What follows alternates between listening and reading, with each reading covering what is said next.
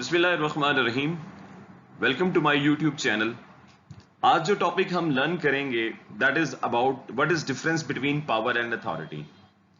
और मैं उम्मीद करता हूं आज की इस वीडियो से आप इस कॉन्सेप्ट को बहुत ज़्यादा डीपली अंडरस्टैंड कर लेंगे कि एक्चुअल में डिफरेंस क्या है पावर में और अथॉरिटी में, और इन दोनों की क्या टाइप्स हैं। आइए लर्न करते हैं पावर एंड अथॉरिटी के डिफरेंस को। What is power? पावर क्या होती है? Power is an ability to get others to do what you want. Power एक सलाहियत का नाम है जिसको इस्तेमाल करते हुए आप किसी दूसरे को वो करने पर मजबूर कर देते हैं जो आप चाहते हैं। इसकी एक दूसरी एग्जांपल ये देखिए। Power refers to the ability of an individual to influence the will or conduct of other people within an organization. Power से मुराद ये है एक ability of an individual, means कि power से मुराद है किसी एक individual की एक सलाहियत, और वो उस सलाहियत को बरूए कार लाते हुए लोगों को influence करता है कि वो अपना कंडक्ट और अपनी विल वही रखें जो वो शख्स चाहता है, मींस ऑर्गेनाइजेशन में। मैं आसान लफ्जों में अगर आपसे बात करूं तो पावर क्या चीज हुई? ये एक सलाहियत का नाम है किसी भी एक इंडिविजुअल में, और जब वो शख्स अपनी इस एबिलिटी को इस्तेमाल करता है तो लोग वही करते हैं जो आप चाहते हैं। लेकिन यहां पे इंपॉर्टेंट बात यह है कि it does not come to a person by virtue of his official position. यहां पे पावर हम इस पर्सपेक्टिव में नहीं बात कर रहे कि उसके पास कोई ना कोई पोजीशन होगी। यहां हम जो बात कर रहे हैं वो बात कर रहे हैं हम उसकी अपनी एक सलाहियत के ऊपर, उसकी एक एबिलिटी के ऊपर। A person get power by virtue of his intelligence, knowledge, skills and other personality traits। वो अपनी नॉलेज की बेस के ऊपर, वो अपनी इंटेलिजेंस के ऊपर, या अपने अंदर मौजूद बहुत से अदर एट्रीब्यूट्स हो सकते हैं, बहुत से अदर ट्रेट्स हो सकते हैं, जिनकी बेसिस के ऊपर वो अपनी सलाहियतों को इस्तेमाल करता है और लोग वही करना शुरू हो जाते हैं जो वो शख्स चाहता है। That is a power. अभी हम जरा अथॉरिटी को समझते हैं। Authority is a legitimate power. Authority क्या है? एक कानूनी ताकत। अब कानूनी ताकत से मुराद क्या हुई? It refers to the right possessed by an individual to exercise command to others within an organization. इससे मुराद क्या है कि एक शख्स को एक हक हासिल होता है कि वो दूसरों के ऊपर हुक्म चलाए विद इन एन ऑर्गेनाइजेशन। इसका मतलब ये है यहां पे जो ताकत किसी को दी जा रही है वो क्या है? कानूनी है। जबकि भी प्रीवियसली हमने पढ़ा कि पावर क्या चीज है? पावर एक एबिलिटी है जिसको इस्तेमाल करते हुए एक शख्स किसी दूसरे से काम ले लेता है, और वो एबिलिटी जो है वो उसकी ज़हनी सलाहियत, वो उसके पर्सनैलिटी एट्रीब्यूट्स हो सकती हैं। जबकि अथॉरिटी भी एक टाइप ऑफ पावर है। आप ये कहिए कि अथॉरिटी भी पावर है, लेकिन ये पावर कौन सी होती है? लेजिटिमेट। ये कानूनी पावर कहलाती है। एक और डेफिनेशन देखते हैं। Authority means the power to take decisions. Decisions can be related to the resources और व्हाट टू डू और नॉट टू डू। अथॉरिटी क्या है? ये बेसिकली एक फैसला करने की ताकत है, और वो फैसला किस चीज का है कि रिसोर्सेज कौन से इस्तेमाल करने हैं, कौन से नहीं इस्तेमाल करने, कब इस्तेमाल करने हैं, क्यों इस्तेमाल करने हैं। अथॉरिटी याद रखिए ये अथॉरिटेरियन नहीं होती, ना ही कोर्सिव होती है। क्यों? क्योंकि it is by virtue of position. आपके पास कोई ना कोई पोजीशन होती है जिसकी वजह से आपको यह ताकत मिलती है, आपके पास यह राइट आता है कि आप लोगों के ऊपर कमांड करें, और आपकी कमांड की एक लिमिट है, जबकि पावर के अंदर लिमिट नहीं है। अब आप देखिए, सपोज गॉड फॉरबिड अगर कोई रॉबर गन पॉइंट के ऊपर वो आपसे पैसे या मोबाइल छीन लेता है, वो उसकी एक ताकत है, ये उसकी लेजिटिमेट पावर नहीं है। ये उसको किसी कानून ने इख्तियार नहीं दिया कि वो आपकी कन पट्टी के ऊपर बंदूक रखे और आपसे पैसे या मोबाइल छीन ले। अब जब इसके ऑपोजिट देख लीजिए, अथॉरिटी क्या है कि मैनेजर आपको, आपका बॉस आपको ऑर्डर देता है to do the task and you have to obey. अब वो आपको उसको ओबे क्यों करना है? क्योंकि उस मैनेजर के पास अथॉरिटी है कि वो आपके ऊपर हुक्म चलाए, और वो अथॉरिटी इसको कैसे मिली? बाय विर्च्यू ऑफ पोजीशन, वो एक पोजीशन की वजह से। Authority is a formal right given to a manager to command or give orders in order to perform certain tasks within an organization. Authority क्या हुई? ये एक बकायदा फॉर्मल राइट है, कानूनी तरीके से आपको दिया जाता है ताकि आप कमांड करें, आप ऑर्डर्स दें, और अल्टीमेटली ये क्यों किया जाता है? ताकि जो भी सर्टेन टास्क है उनको कंप्लीट किया जा सके। तो a person vested with authority is known as superior or senior। तो इसका मतलब ये हुआ, जो शख्स है अगर उसके पास कोई पोजीशन है और वो उस पोजीशन पे रहते हुए अपनी अथॉरिटी को इस्तेमाल करता है तो वो सीनियर कहलाएगा। और on the other side the person on whom the authority is exercised is known as subordinate. और जिसके ऊपर हुक्म चलाएगा वो क्या है? सबऑर्डिनेट। तो एक बात तय हो गई कि authority comes to the person by virtue of position. Now my dear, अब आप यहां पे बहुत अच्छे से समझ जाएंगे what is difference between power and authority, क्योंकि हम इसका एक कंपैरिजन करने लगे हैं। सबसे पहले मीनिंग्स को देखते हैं। पावर से मुराद क्या है? Power basically refers to the ability of individual to influence other and control their action. Power क्या है? पावर एक एबिलिटी का नाम है जिसके जरिए आप लोगों को मुतासर करते हैं और उनके एक्शंस को, उनके बिहेवियर को कंट्रोल कर सकते हैं। और ये एक्शन, ये एबिलिटी कहां से आती है? ये आपके अंदर मौजूद एक सलाहियत है। जबकि इसके अगेंस्ट अथॉरिटी क्या चीज है? Authority to formal and legal right. यहां क्या बात हुई कि आपको किसी ने कोई लीगल इख्तियार दिया है। ये जो आपको इख्तियार दिया है, ये किसी ने आपको दिया है। किस चीज का इख्तियार? To command as well as give order, कि आप लोगों के ऊपर हुक्म चलाएं और लोगों के ऊपर रूल करें। कोई ना कोई आपके अंडर कमांड लोग हों, दैट इज अथॉरिटी। जबकि पावर क्या है? जब आप लोगों को मुतासिर कर किसी भी तरीके से मुतासिर करें, जो भी आपके पास सलाहियत है, आपकी ज़हनी सलाहियत है, आपकी जिस्मानी सलाहियत है, जिस तरीके से भी आप अपने पर्सनैलिटी एट्रीब्यूट्स को इस्तेमाल करें and gate the job done, और आप लोगों से काम ले लें, दैट इज अ पावर। लेकिन जब आप अपनी पोजीशन का इस्तेमाल करते हुए लोगों से काम लेंगे, दैट इज अथॉरिटी। तो पावर कहां से आती है? वो आपके पर्सनैलिटी ट्रेट से आती है। जबकि अथॉरिटी कहां से आती है? अथॉरिटी आती है bye virtue of position. Power जो है वो इनफॉर्मल इन्फ्लुएंस करती है, जबकि अथॉरिटी जो है वो फॉर्मल इन्फ्लुएंस करती है। मींस आपको कोई लेटर की सूरत में, कोई सर्कल की सूरत में, किसी मेमोरेंडम की सूरत में, किसी नोटिफिकेशन की सूरत में, there is formal way of communication. कोई ना कोई एक फॉर्मल वे ऑफ कम्युनिकेशन होता है to get the job done. Power जो है वो, इसकी अगर कानूनी हैसियत देखें तो वो इलीगल होती है, अथॉरिटी लीगल होती है। क्यों? क्योंकि because of by virtue of position. Power इतनी जल्दी लॉस नहीं होती क्योंकि ये एक पर्सनैलिटी ट्रेट है, जबकि अथॉरिटी जो है वो इजीली लॉस हो सकती है। जैसे ही एक बंदा पोजीशन से रिमूव होता है तो उसकी अथॉरिटी जो है वो खत्म हो जाती है। पावर जो है दैट इज क्वाइट वायलेंट। ये इसमें इंसान बहुत ज्यादा वायलेंस में भी जा सकता है, जबकि अथॉरिटी के अंदर वो वायलेंस नहीं कर सकता, वो किसी को डैमेज नहीं कर सकता, किसी को नुकसान नहीं पहुंचा सकता। वो एक हद तक अपने कमांड, अपने ऑर्डर्स को वो लेकर चलेगा। अगर वो अबव द ऑर्डर्स आएगा तो हम कहेंगे यार इसने अपने इख्तियारात से तजावज कर लिया। अक्सर आप टीवी में, न्यूज़पेपर्स में आप ये बातें सुनते हैं अबाउट पॉलिटिशियंस या लेजिस्लेटिव लोगों के बारे में, जिनके बारे में कहा जाता है कि उन्होंने अपने इख्तियारात से तजावज कर दिया। विद और विदाउट सिस्टम, ये दोनों विद सिस्टम भी हो सकती है, विदाउट सिस्टम भी हो सकती है। जबकि अथॉरिटी जो है, yes it is with in the system, means ये ऑर्गेनाइजेशन के अंदर होती है। पावर की कोई हायरार्की नहीं है, ना इसको फॉलो करती है, जबकि अथॉरिटी जो है वो हायरार्की को फॉलो करता है। मींस हर एक सर्टेन पोजीशन के ऊपर लोगों के पास अख्तियारात होते हैं।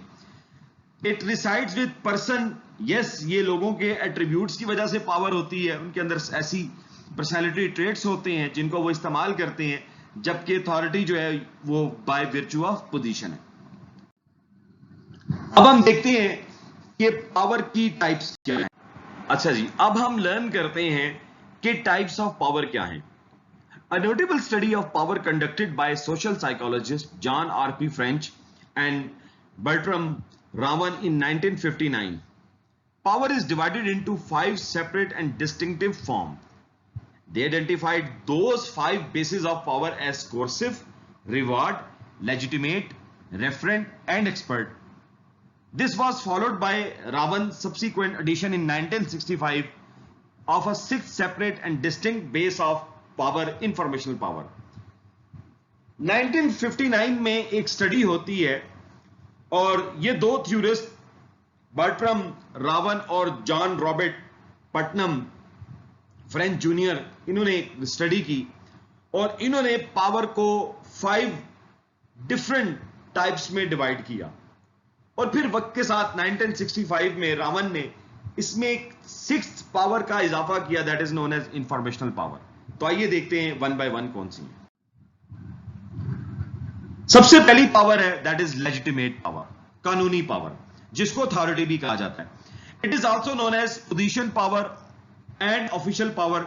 It comes from the higher authority, means from the higher authority आपको by virtue of your position इख्तियारात दिया जाता है to command and give orders. तो ये क्या कहलाती है? लेजिटिमेट पावर, कानूनी पावर। और कानूनी पावर अभी हमने थोड़ी देर पहले लर्न किया, हम किसको कहते हैं? अथॉरिटी को। In an organization a manager gets formal right to take decision because of his position और post. It gives him the power to control resources and to reward and punish other. Organization में एक manager जो है वो formal तरीके से एक right हासिल करता है, राइट टू टेक डिसीजन। क्यों? Because of holding a position. उसको एक पोजीशन मिलती है जिस पोजीशन पे रहते हुए वो अपने रिसोर्सेज के बारे में वो फैसला करता है और वो उसके पास लोगों को रिवार्ड करने की पावर होती है, उसके पास लोगों को पनिश करने की पावर होती है। It is unstable, unpredictable. Yes, नहीं पता होता कब खत्म हो जाए, क्योंकि it is by virtue of position. If you lose the position then your legitimate power can instantly disappear. और जैसे ही आप अपनी पोजीशन से रिमूव किए जाते हैं तो ऑटोमेटिकली आपकी लेजिटिमेट पावर जो है वो खत्म हो जाती है। The next is the reward power. A person's ability to reward, compensate other for any work, task in shape of promotion, salary raise, desirable assignments, training opportunities. Reward power क्या चीज है? किसी को रिवार्ड करने की ताकत, in shape of promotion, salary raise, desirable assignment, training opportunities etcetera. इसकी example आप ले सकते हैं। फॉर एग्जांपल, आपका एक बॉस है, उसके पास लेजिटिमेट पावर है कि वो आपके ऊपर कमांड करेगा और आपको ऑर्डर देगा to do some certain task. लेकिन अगर आप अच्छा काम करते हैं तो वो आपको रिवार्ड नहीं कर सकता। वो आपको ये कहता है कि okay okay, I will talk with the CEO and I request him to reward you. अब देखिए यहां पे क्या हुआ कि मैनेजर के पास तो अपनी एक पावर है लेकिन उसके पास रिवार्ड पावर नहीं है। रिवार्ड पावर किसके पास है? वो सीईओ के पास है। It has some limitation as it may not be strong as it first seems. इसकी कुछ लिमिटेशंस होती हैं, ये इतनी ज्यादा स्ट्रॉन्ग नहीं है जितनी आपको नजर आती है। अल्टीमेटली जो रिवार्ड पावर है वो सेंट्रलाइज होती है at the hand of the top management. Second है जी expert power. Ability to have a knowledge, skills, expertise that enable you to understand a situation. People will listen you, respect what you say. Expert power क्या है? ये एक सलाहियत है, ये एक एबिलिटी है किस चीज की? नॉलेज, स्किल्स और एक्सपर्टीज की। जिस तरह फॉर एग्जांपल आप किसी डॉक्टर के पास जाते हैं, आप उसको चेक करवाते हैं और वो आपको प्रिस्क्रिप्शन के ऊपर कुछ ना कुछ मेडिसिन लिख देते हैं। आप बगैर किसी तहकीक के, बगैर कहीं पे चेक करवाए आप मेडिकल स्टोर पे जाते हैं और वो मेडिसिन बाय कर लेते हैं और उनको यूज करते हैं। अब डॉक्टर के पास जो पावर है वो कौन सी है? एक्सपर्ट पावर है। उसके पास अपनी इस मेडिकल साइंस से रेलिवेंट नॉलेज है, स्किल्स है, एक्सपर्टीज है और उसकी इस एक्सपर्टीज के ऊपर आप इन्फ्लुएंस हो जाते हैं कि उसने जो आपको मेडिसिन लिख के दी है वो आपको ठीक कर देगी. That is expert power. Next is referent power. It comes from one person liking and respecting other person. Referent power क्या होती है? ये जब कोई किसी की लाइकनेस की वजह से और रिस्पेक्ट की वजह से मुतासिर हो जाए. फॉर एग्जाम्पल, आप किसी बड़े की रिस्पेक्ट करते हैं बिकॉज ही और she is senior to you, तो वो क्या होगी उनकी तरफ से? Referent power. People follow because they are influence और attract by the magnetic personality of the leaders. इसी तरह अक्सर आप अपने सिंगर जो हैं, जो एक्ट्रेस हैं, आप उनसे बहुत ज्यादा मुतासर होते हैं, वो आपको इन्फ्लुएंस करते हैं और आप उनको कॉपी करने की कोशिश करते हैं. तो that is known as referent power. Next is a coercive power. जैसा कि नाम से ही वाज़ेह है, कोर्सिव सख्तगीर. एबिलिटी टू पनिश अदर और to pose a threat to others. Mean दूसरों को पनिश करने की या उनको थ्रेट करने की ताकत.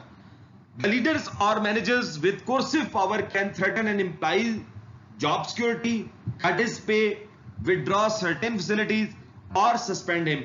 अमूमन क्या होता है कि लीडर्स और मैनेजर्स अपनी कोर्सिव पावर की बुनियाद के ऊपर वो एम्प्लॉइज को थ्रेट करते हैं, जॉब सिक्योरिटी के हवाले से उनकी सैलरी काट सकते हैं, उनको विड्रॉ कर सकते हैं फ्रॉम अदर फैसिलिटीज, या उनको सस्पेंड किया जाता है. ऐसा क्यों किया जाता है? Because to get the job done. The coercive power may have an impact in the short run.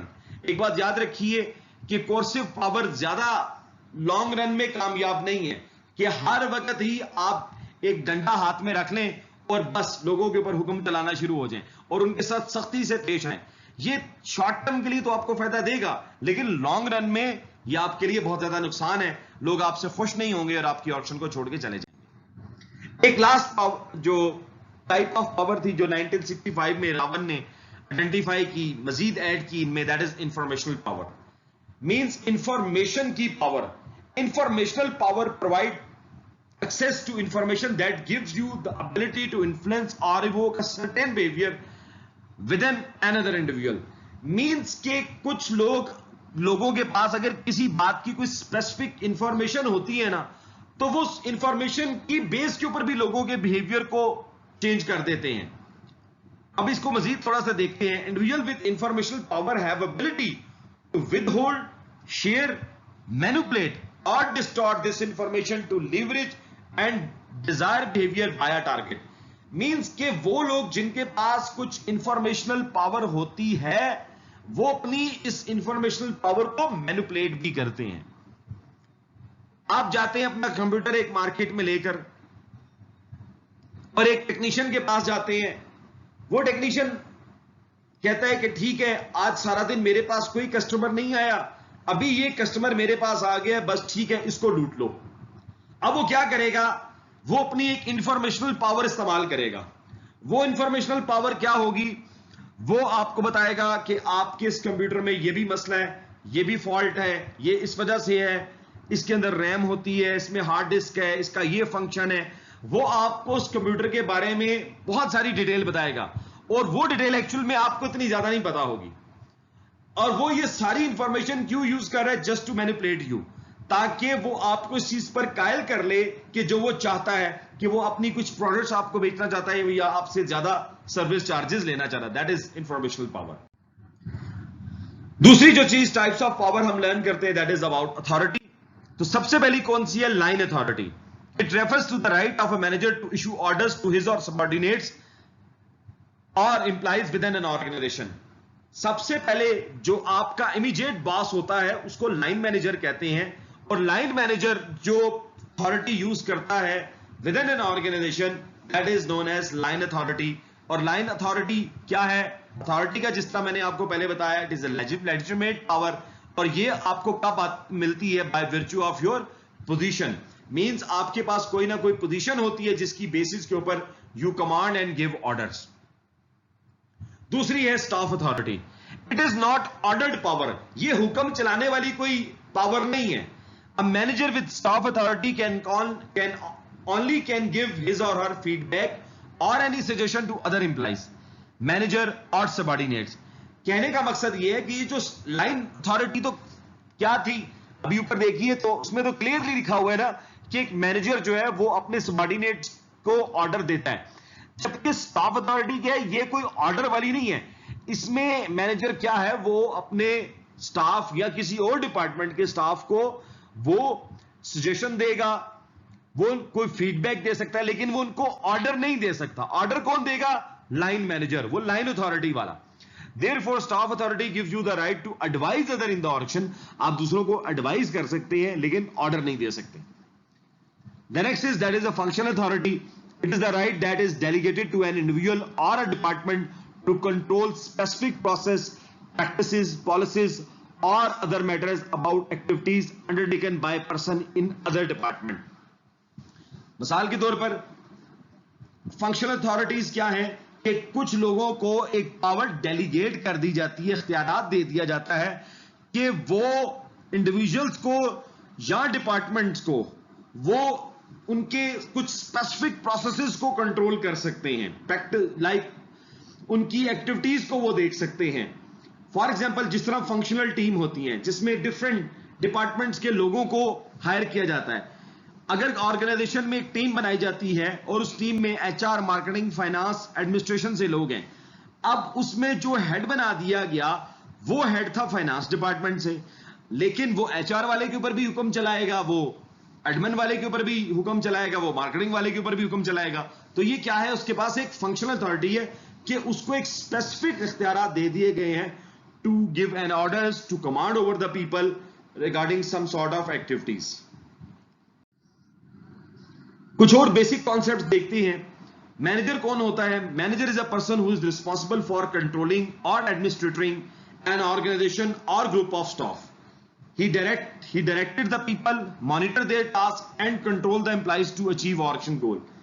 Manager एक पर्सन होता है जो कि जिम्मेदार है कंट्रोल करने का ऑक्शन के तमाम मामलात को, वहां पे लोगों को, उनकी एक्टिविटीज को ना सिर्फ कंट्रोल करने का बल्कि उनको लुक आफ्टर करने का भी, बल्कि उनको गाइड करने के लिए भी।